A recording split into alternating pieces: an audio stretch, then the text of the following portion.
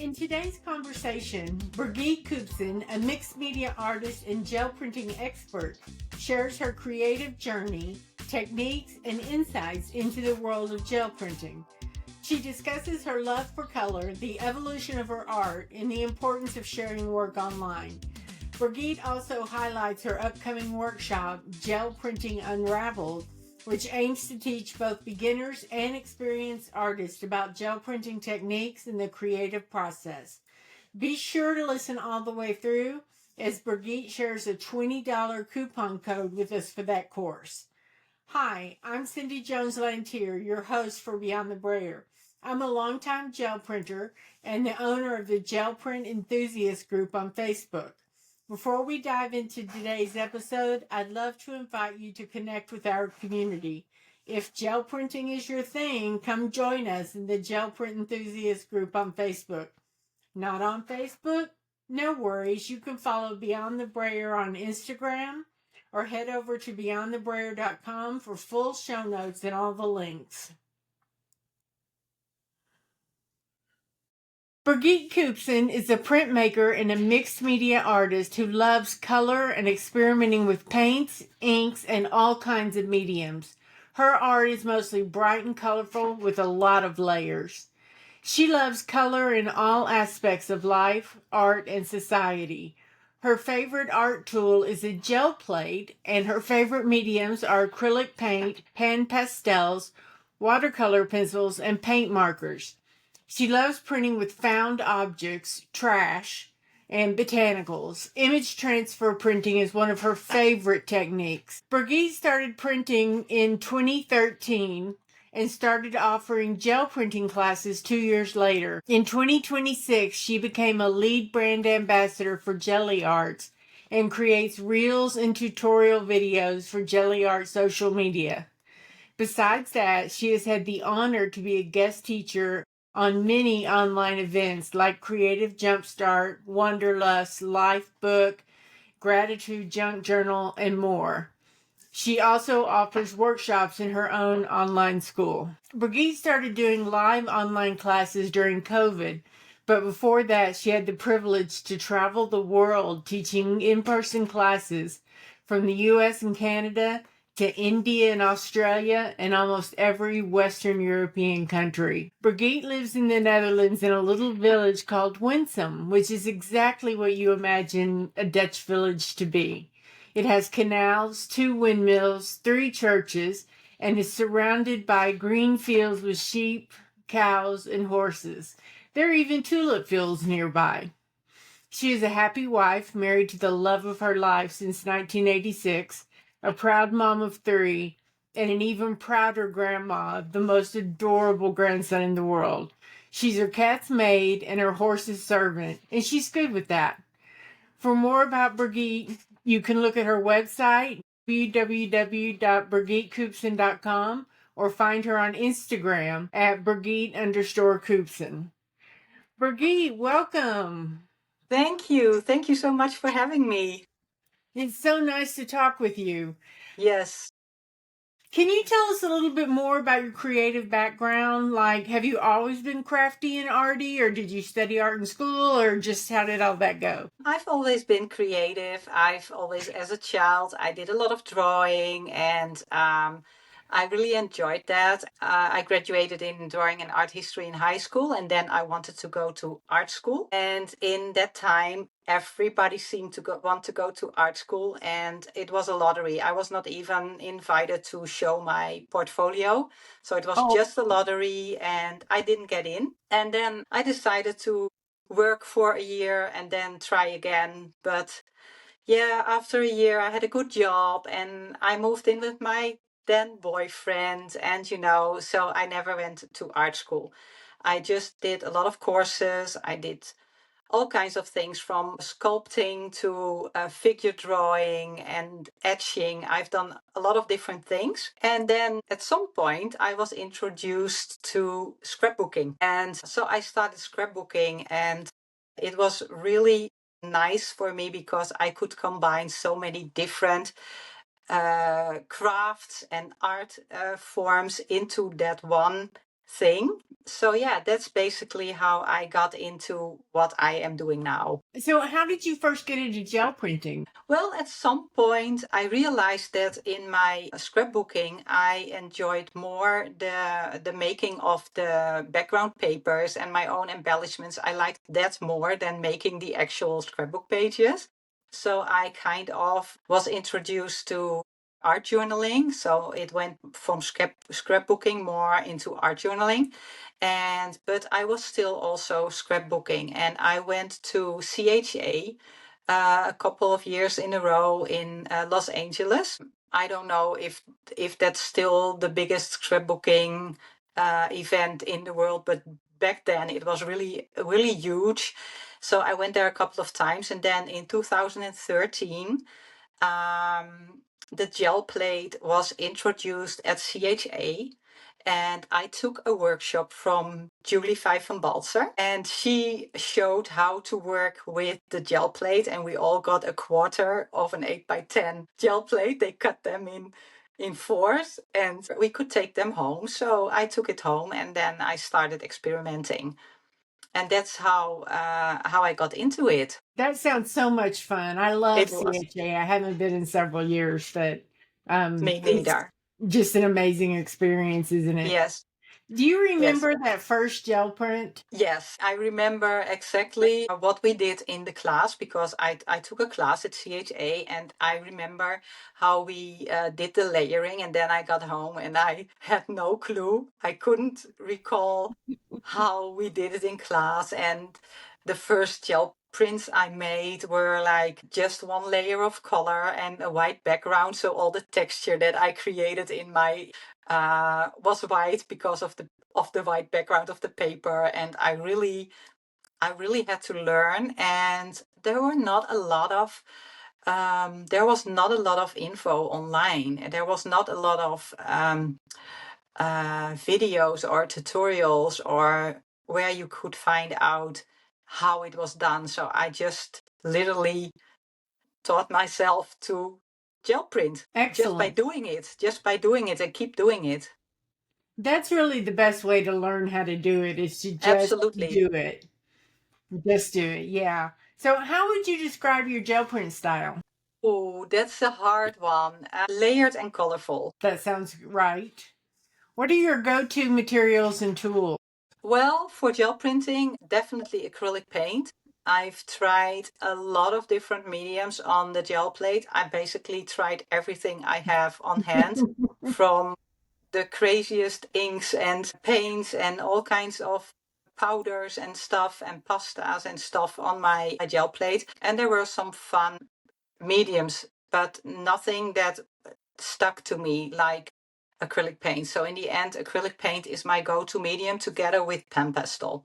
So I really love to combine acrylic paint and pen pastel. I've never tried that. I have pen pastels that I use on paper, but I've never tried them with my gel plate. I'll have to do that. Do Yeah. you how do you do that? Do you print something and then fill in the negative space with pen pastel or Yeah, that's one way to do it. So what I like to do, for instance, is print with flowers. So I roll out a layer of paint, and then I basically stamp into the paint with a flower. And that it can be a real flower or it can be an artificial flower. hmm? And then I leave the paint to dry. And when it's dry, I color the flowers with pen pastel before pulling the print. So you can basically go over the paint. You don't have to be very careful because, as you know, as a gel printer, your first layer will always be your top layer when you pull the print. So every next layer can go straight over the first one without showing it when you pull the print. And then I use the pen pastel to color. That's basically what I do. So like reverse painting, only you're using pan pastels instead of Exactly. Yeah, okay. and what Cool. I like about the pen pastel is that it gives a very soft finish. So you don't like when you do it with acrylic paint can also be really nice, but most of the time you see the brush strokes. Mm-hmm. And when you use pen pastel, it's a very soft and even layer of color. You don't see any. brush strokes or anything like that. So it Do you? is an effect. Well, I'll have to try that. Do you typically plan your prints or work more intuitively? Both. It depends on my mood, and it also depends on what I want to do. So I really like to gel print just to get out of my head, to just kind of, I don't know how to say it, shut out the world or something like that, just be in the moment in my studio. And then I just gel print for the sake of printing. So that's very intuitive. I just go with the flow and I just have some stuff on my table, what I will work with, and not a lot of thinking. But of course, when I do make videos for Jelly Arts or for workshops or reels for Instagram, then it's more that I think about what I want the final print to look like. Okay, that makes sense. What's one technique or approach you love to use? There are a couple of things that are my favorite printing techniques. One is printing with botanicals, and the second is the image transfer printing. I really like the artsy style that you can create when you use image transfers. So that leads me into my next question because I already know the answer to this. What's been one of your biggest aha moments in gel printing?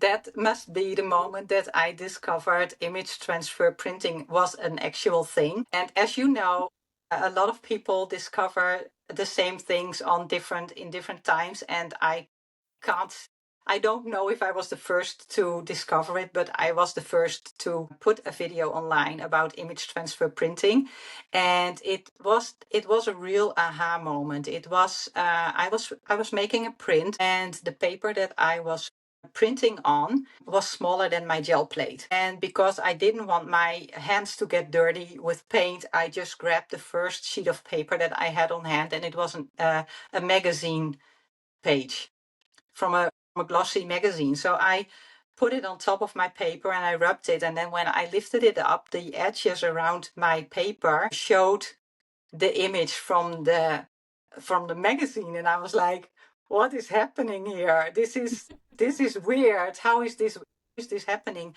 So then, of course, what I was doing was put aside, and I spent a Mhm. couple of hours trying to recreate. And so that the most important aha moment for me. That is my experience exactly. I was using a shape cut out of a magazine as a mask.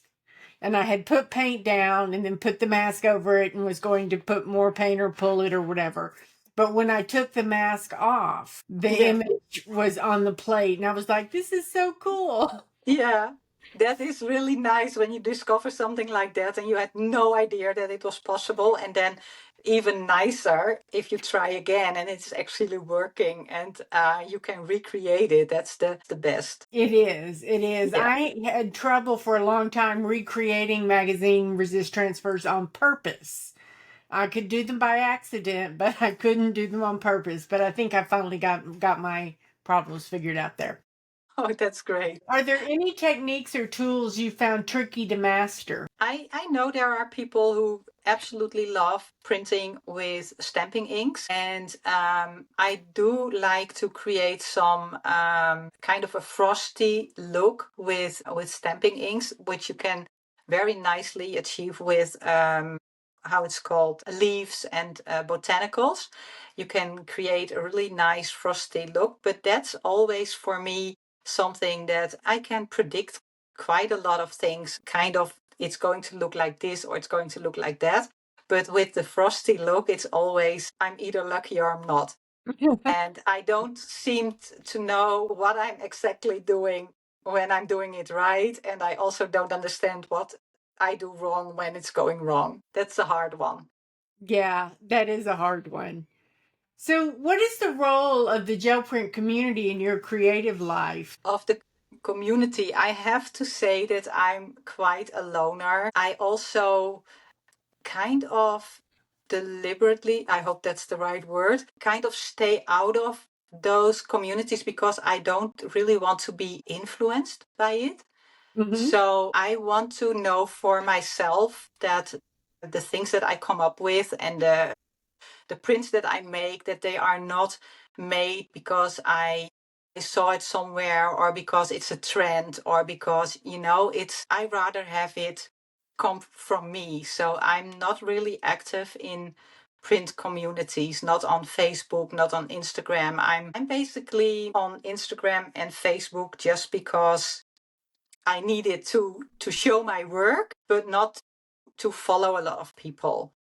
And no offense to anybody. I mean, I would love to follow all of you, but it's just not how it works for me. I understand that completely. So, how has sharing your work online shaped your journey?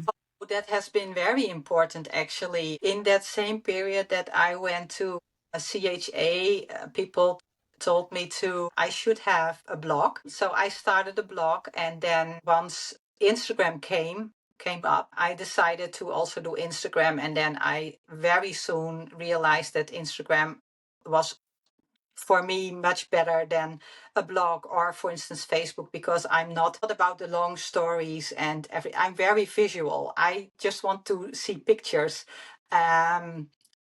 Also, if I see something, I can figure out how to make it, and I don't want to read a whole story about how it's made, or something like that. So I actually quite early started on Instagram.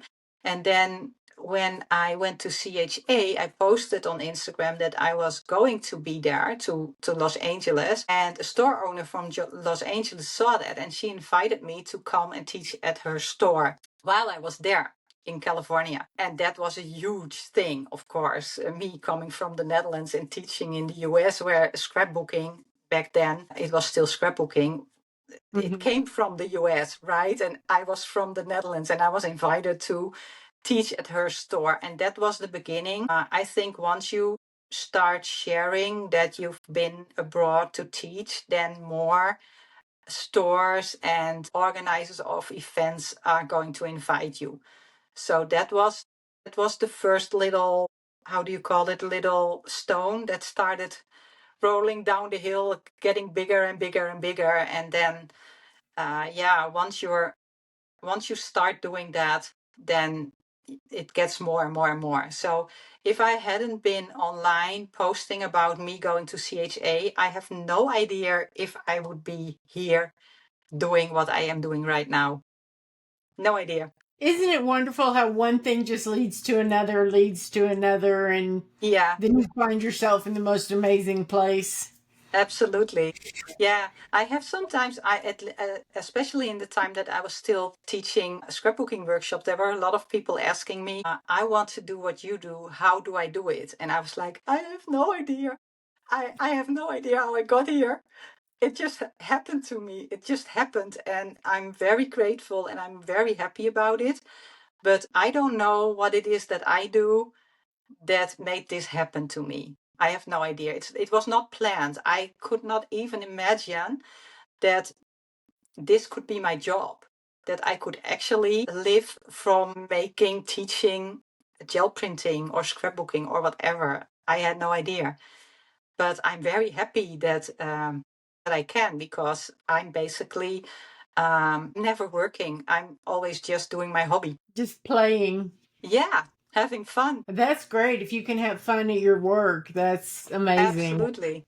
Yeah. So many people, their job is just a grind to pay the bills. So Yeah, we're really fortunate that it's not that way for us. Yeah. absolutely. Yeah.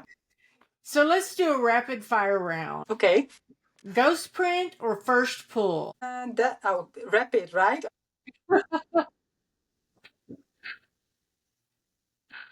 Favorite color combination to print with? That would be magenta, teal, and Interesting. Adding the olive green in there gives it a little different flavor. Brayer, brush, or fingers? brayer. Something weird you've printed with? I've printed with so many weird things. I mean, I dig out my trash can every day to see if there's something in there that I can use. And I've printed with leftover food, and I don't know. I have even printed the tire of my car. Oh, how fun. How fun. So, what are your studio must haves? Coffee, tea, music, water, wine, whatever? Coffee, definitely, a couple of times a day, and no music. I like quiet. I like to be just with the paint and the paper. And so, yeah, just coffee and paint, I guess. That's interesting. I'm a loud music. I just get lost in it. I kind of tune it out, but it keeps me from thinking too much about what I'm doing. I get that. I get that. And I've also seen people like when they are printing or whatever craft they are doing and they have music on and they are like dancing while they are putting the the paint on the plate and stuff like that. Yeah, but that's not me. Yeah, we're all different. Yeah.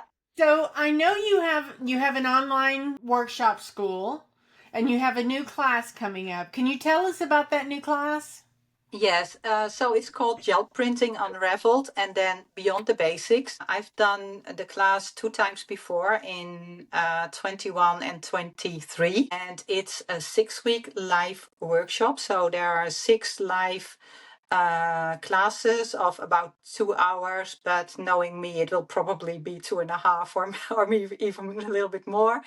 And I say beyond the basics, but in the first lesson, we will cover all the basics just to make sure that everybody's on the same page. And I think even if you have been gel printing for a long time, it's still important sometimes to go back to the basics and realize what am I actually doing, especially if you want to try new techniques. It's good to just go back to how it all starts. And then we're going to dive in to my favorite techniques and we're going to dive in deep. So it's more than just the basics, and we're going to do botanical printing, we're going to do image transfer printing, we're going to print with tape, creating collage material, also a bit of color theory. Why do some colors work on the plate and others don't, and how can you avoid creating mud and stuff like that. And yeah, it's going to be really fun, and it's a lot of going with the flow because it's live and you never know how prints turn out and you just have to work with that. But I think that's the beauty of it, that people also see that our prints are also not always perfect. I mean, that's what we show online, but I mean, if I make a reel, maybe I have made 5 prints before the one that is actually going online, and it's good that people realize that gel printing is not science. You cannot say, when I do this, I'm definitely going to get that, because that's not how it works. And there are going to be 2 live Q&As, one halfway and one at the end, where people can ask their questions, what they what their issues were when they were trying the techniques themselves, but they also get PDFs with assignments if they want to, but not necessarily. Yeah, a lot. There's a lot, and it's a 6-week long workshop event. Sounds really comprehensive. And when does this start again? So the first live lesson is on October 7th. And then it goes until half of November. Yeah, so in a little, in 3-4 weeks, it starts. When does registration open? Registration is already open, and actually the super early bird ended yesterday.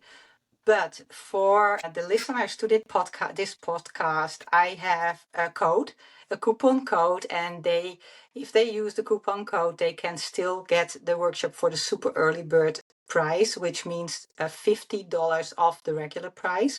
Oh, great.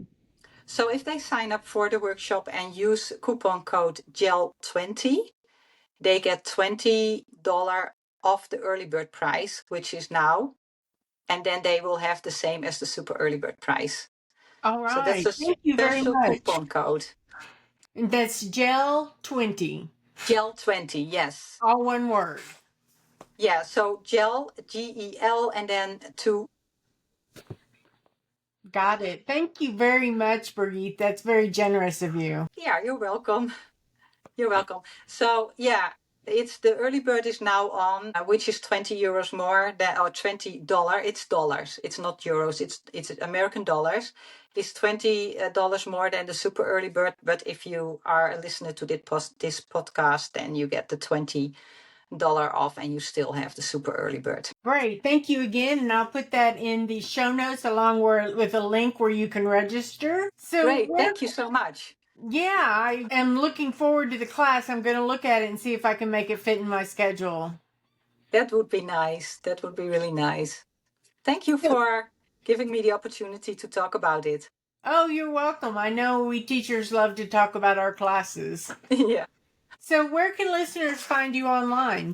So I have a website, which is www.birgitkoopsen.com, and you can find my classes there, and then mainly on Instagram. So I do have a Facebook page, but I'm not very active on it. Facebook is just not my thing. Instagram is. So if you find me, just Birgit, then you find my Instagram, and there I share my reels and my workshops and what I do for jelly arts, and everything is there. All right, great.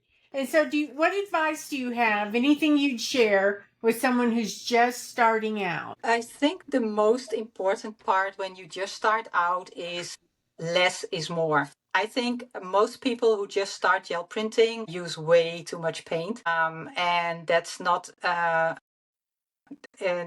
making your prints better, because if you have a lot of paint on your plate and you want to create a texture, your texture can only pick up a certain amount of paint. So if there's a lot of paint, then not enough paint is going to be picked up, and you don't get these nice open areas that create the texture and show the next layer or the layer that's underneath. So I think that's the most important part, is try to use as little paint as possible. As long as it's still wet, then you're okay. But it should not be, basically, you should not be able to make 2 or 3 prints with the same layer of paint, right? Exactly. If you want to get really nice and even prints, then your gel plate is actually almost clean when you pull the print. That's when you use the right amount of paint. But that's my opinion. I mean, there are people who really like those ghost prints. Mm-hmm. And ghost prints are absolutely gorgeous. But if I want one, I use more paint. But then the first print is not going to be a print that I will use, because it's just not nice enough. So It's then I do not it on crisp. purpose. Exactly. Exactly. So yeah, when you start, try to limit your paint. And that's so hard to do when you're I starting know. out. Yeah. But Sometimes it really helps. if I've been away from the plate for a while for some reason and I go back, I have to kind of re-educate myself on how much paint is enough paint. Exactly. Yeah. And that's why I also am going back to the basics, even in the Beyond the Basics workshop, because these things are really important when you want to make nice prints. So if you skip that part, even for people who are more experienced, then I think you lose something there. And your prints could be better if you just went back to that, to the beginning, to the base. So it sounds like the workshop is definitely friendly for all levels of skill. Absolutely, because if you are a new beginner, then you get all the basics. But if you are, and then you go with the rest into dive in deeper into the techniques. But if you are already more established in gel printing, then still, yeah, the first episode might be maybe a little bit boring. But I realized in the previous 2 sessions that people actually were like, that's so good that we did the basics again, because I always skipped that part because I'm already more advanced and I skipped that part. But some things are just so important to make those nice prints. I agree with you totally on that. Brigitte, thank you so much for stopping by. I really appreciate the chance to talk with you. It's been fascinating. I really want to thank you very much for having me. It was a privilege to be on your podcast. So thank you very much. It was Thank lovely. So with that, folks, we will say goodbye. I want to thank Birgit Koopsen again for such a wonderful conversation. I hope you enjoyed hearing about her evolution as a gel printer and her upcoming class, Gel Printing Unraveled. Don't forget to use the coupon code GEL20 for $20 off the early bird pricing. And be sure to register before the price goes up.